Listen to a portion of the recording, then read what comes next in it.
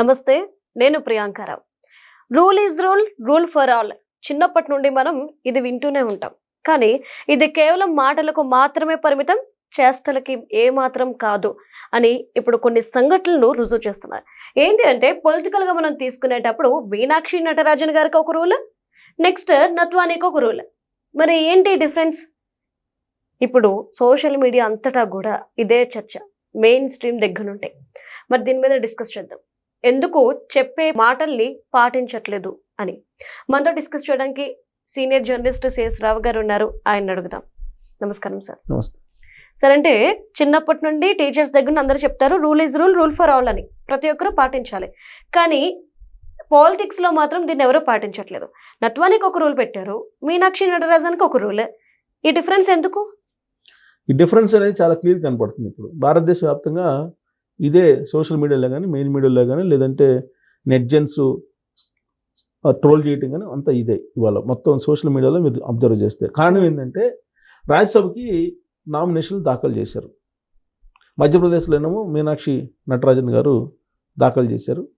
జార్ఖండ్లోనేమో పరిమళ నత్వాని గారు రాజ్యసభకి నామినేషన్ దాఖలు చేశారు. టెక్నికల్గా ఇద్దరు నామినేషన్ మీద అబ్జెక్షన్స్ ఉన్నాయి. ఇక్కడేమో మీనాక్షి నటరాజన్ గారి అప్లికేషన్లో ఆవిడ మీద ఉన్నటువంటి కేసుల్ని నమోదు చేయలేదు, ఒక కేసు తెలంగాణలో ఉన్నట్టు ఒక కేసుని మెన్షన్ చేయలేదు అనేటువంటి ఉద్దేశంతో ఆవిడ నామినేషన్ని తిరస్కరించారు. రాజ్యసభ నామినేషన్ తిరస్కరించారు. చిన్న విషయం కాదు. పరిమళ నత్వాని అక్కడ వేశారు, జార్ఖండ్లో నామినేషన్.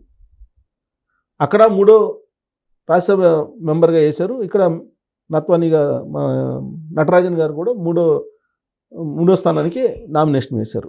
మధ్యప్రదేశ్లో ఈవిడ వేశారు, జార్ఖండ్కి ఆయన వేశారు.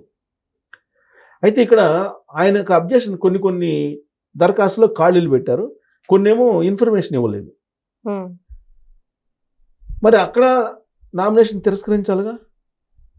అక్కడేమో రిటర్నింగ్ అధికారి తిరస్కరించకుండా దాన్ని సరిచేసేటువంటి అవకాశం కల్పించారు, సరిచేసుకునే అవకాశం కల్పించారు, టైం ఇచ్చారు. ఇక్కడ నటరాజన్ గారి నామినేషన్ని ఇక్కడ రిటర్నింగ్ అధికారి ఏం చేశారు? తిరస్కరించేశారు. అక్కడేమో అవకాశం ఇచ్చారు తప్పుని దిద్దుకోవడానికి, ఇది దరఖాస్తులో చేసినటువంటి తప్పుల్ని దిద్దుకోవడానికి అవకాశం ఇచ్చారు. ఇక్కడేమో తిరస్కరించారు. మరి ఇది rule is rule, rule for all అనేదానికి ఈ రెండు అంశాలను కనుక మనం చూస్తే కరెక్ట్ అనిపిస్తుందా? Rule is rule, rule for all అనేది మనం అనుకోవడానికి బాగుందా, వినడానికి బాగుందా? వినడానికి బాగుంది, బట్ అది కనిపించట్లేదు క్షేత్రస్థాయిలో. సిఈసి, సెంట్రల్ ఎలక్షన్ కమిషన్, ఈ సెంట్రల్ ఎలక్షన్ కమిషన్ ఆధ్వర్యంలో వీళ్ళు ఉంటారు. ఎవరు? Returning officers. రిటర్నింగ్ ఆఫీసర్స్ అంటే ఎవరో కాదు, ఐఏఎస్లే ఉండేది అక్కడ రాజ్యసభకి. అసలు వాళ్ళు నామినేషన్ వేస్తే ఆయన తిరస్కరించారు, ఈయనేమో అబ్జెక్షన్స్ని కరెక్ట్ చేసుకునేటువంటి అవకాశం ఇచ్చారు. దానికి కారణం ఏంటి? ఇక్కడ ఉంది పరిమళ నత్వాని గారు రిలయన్స్ గ్రూప్లో ఉన్నటువంటి అంబానీ గారి సొంత మనిషి. అంబానీ, ఆదానీ ఇద్దరెవరు? ఈ దేశాన్ని నడిపిస్తున్నటువంటి షాడోలు. నేను ఢిల్లీలో పనిచేసేవాడిని ఒక ప్రముఖ ఛానల్కి. మనం ఇక్కడి నుంచి చూస్తుంటే మన్మోహన్ సింగ్ గారు, సోనియా గాంధీ గారు, లేకపోతే చిదంబరం గారు, ప్రణబ్ ముఖర్జీ గారు, వీళ్ళందరూ పరిపాలిస్తున్నారు, వీళ్ళే డెసిషన్స్, విధానపరమైన నిర్ణయాలు అని అనుకునేవాడిని. ఇక్కడి నుంచి చూస్తే, హైదరాబాద్ నుంచి చూస్తే. అక్కడికి వెళ్ళిన తర్వాత, నాకు ఢిల్లీ వెళ్ళిన తర్వాత, నేను అక్కడ పనిచేస్తున్నటువంటి సమయంలో అక్కడ నేను శక్తి భవన్కి, అంటే అడ్మినిస్ట్రేషన్ ఆఫీసులు అవన్నీ కూడా, అక్కడికి వెళ్తే అవన్నీ చూసిన తర్వాత కొన్ని నెలల తర్వాత నాకు బాగా స్పష్టంగా అర్థమైంది ఏంటంటే వీళ్ళు కేవలం మనకు కనిపించేటువంటి బొమ్మలు మాత్రమే, వీళ్ళని ఆడిచ్చేటువంటి వాళ్ళు వెనక కార్పొరేట్లు ఉన్నారు అనేది నాకు అర్థమైంది. అటు యూపీఏ వచ్చినా, ఎన్డీఏ వచ్చినా, లేదా ఇంకోటి వచ్చినా, ఎవరు వచ్చినా అధికారంలోకి ఆడిచ్చేది మాత్రం వాళ్ళే అనేది నాకు అర్థమైంది. అక్కడ పరిస్థితిని చూస్తే, దగ్గర నుంచి చూసినప్పుడు నాకు అర్థమైంది. అంటే విధానపరమైన నిర్ణయాలు ఏం తీసుకోవాలన్నా, లేదంటే ఈ వ్యవస్థల్ని నడిపించాలన్నా తెర వెనుక కనిపించినటువంటి శక్తులు ఉన్నాయి అనేది నాకు ఒక జర్నలిస్ట్గా నాకు అప్పుడు అనిపించింది. సరే అది ఎంతవరకు నిజము అనేది పూర్తిగా నేను చెప్పలేను, కానీ బట్ ఎంతో కొంత నిజమైతే ఉంది. అది 100% ఉందా, లేదంటే 90% ఉందా, 80% ఉందా, లేకపోతే 50% ఉందా అనేది ఆయా సందర్భాలను బట్టి మనకు కనిపిస్తూ ఉంటుంది.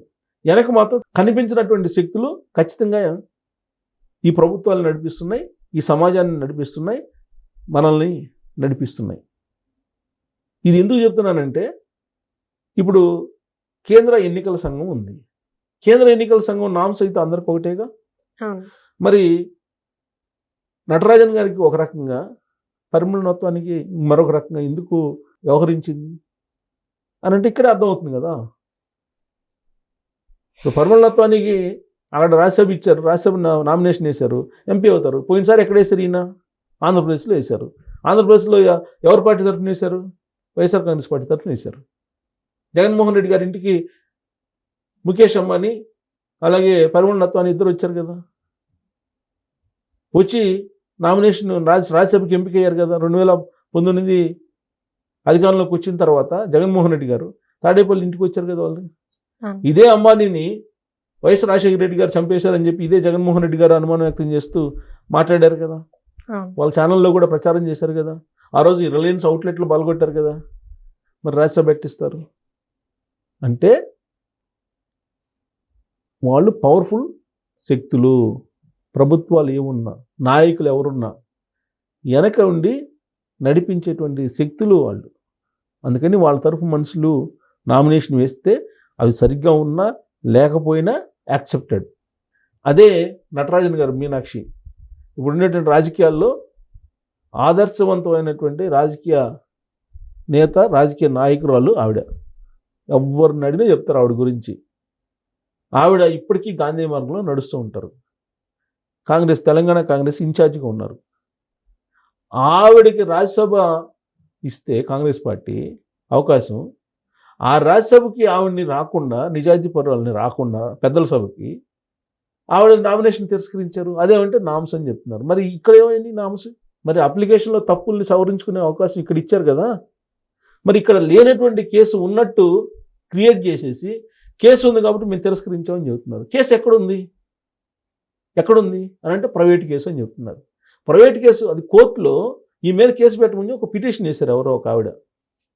దాన్ని బేస్ చేసుకుని ఈవిడ మీద కేసు ఉందని చెప్పి కొట్టేశారు. కేసు ఎక్కడుంది? ఎఫ్ఐఆర్ ఎక్కడుంది? కేసు అంటే ఎఫ్ఐఆరే కదా. ఇప్పుడు అనేక మంది కంప్లైంట్ ఇవ్వచ్చు. కంప్లైంట్ ఇచ్చి మాత్రం నాకు కేసు అవ్వదు కదా. ఎఫ్ఐఆర్ ఉండాలి కదా, కేసు నెంబర్ ఉండాలి కదా. అవేమీ లేవు. కానీ నామినేషన్ తిరస్కరించారు. ఇదే రేవంత్ రెడ్డి గారు చెప్తున్నారు కదా, ఇది ఎక్కడ న్యాయం అని చెప్పి కేంద్ర ఎన్నికల సంఘాన్ని అడుగుతున్నారు కాంగ్రెస్ వాళ్ళు. అయినా కానీ కేంద్ర ఎన్నికల సంఘం ఒకసారి రిజెక్ట్ చేసిన తర్వాత ఇంక అంతే అని చెప్పి వాళ్ళు చెబుతున్నారు. ఇప్పుడు అసలు కేసు ఎక్కడుంది? ఆవిడ మీద పొలిటికల్గా ఎవరో కంప్లైంట్ చేశారు, ప్రైవేట్ కేసు, అది కూడా కోర్టుకి పిటిషన్ వేశారు. ఆ పిటిషన్ వేస్తే కోర్టు కూడా ఇప్పటివరకు ఆదేశాలు జారీ చేసిన దాఖలాలు కూడా లేవు కేసు పెట్టమని. సరే, ఒకవేళ ఆదేశాలు జారీ చేసిన కేసు పెట్టిన దాఖలాలు అయితే లేవు. దాన్ని బేస్ చేసుకొని ఆవిడ నామినేషన్ తిరస్కరించి మళ్ళీ దానికి బీజేపీ వాళ్ళు ఢిల్లీలో ఏమంటారంటే ఈ కేసు విషయం మాకు కాంగ్రెస్ వాళ్ళే చెప్పారు, అది కూడా రేవంత్ రెడ్డి గారు చెప్పారని చెప్పేసి ఆయన మీద కుట్ర పడుతున్నారు. రేవంత్ రెడ్డి గారు చెప్పారని చెప్పి ఆయన పేరు తీసుకొస్తూ ఆయన మీద కుట్రబడి తెలంగాణలో ఉండే కాంగ్రెస్ని చిన్నాభిన్నం చేసే ప్రయత్నం చేస్తుంది బీజేపీ. అంటే ఎలక్షన్ కమిషన్ భుజం మీద తుపాకీ పెట్టి ఇక్కడ రేవంత్ రెడ్డి గారిని కాల్ చేయాలనే ప్రయత్నం చేస్తుంది బీజేపీ. సో కాబట్టి వీళ్ళిద్దరు నామినేషన్లు కనుక జార్ఖండ్, మధ్యప్రదేశ్ ఈ రెండింటిలో నామినేషన్లు వేసినటువంటి పరిమళనత్వాన్ని, మీనాక్షి నటరాజన్కి సంబంధించినటువంటి నామినేషన్లు, ఆ నామినేషన్ల పట్ల రిటర్నింగ్ ఆఫీసర్స్ వ్యవహరించినట్టు తీరు, కేంద్ర ఎన్నికల సంఘం వ్యవహరించినట్టు తీరుని మనం అబ్జర్వ్ చేస్తే rule is rule for somebody, not for all అనేది అర్థమవుతుంది. Thank you so much sir.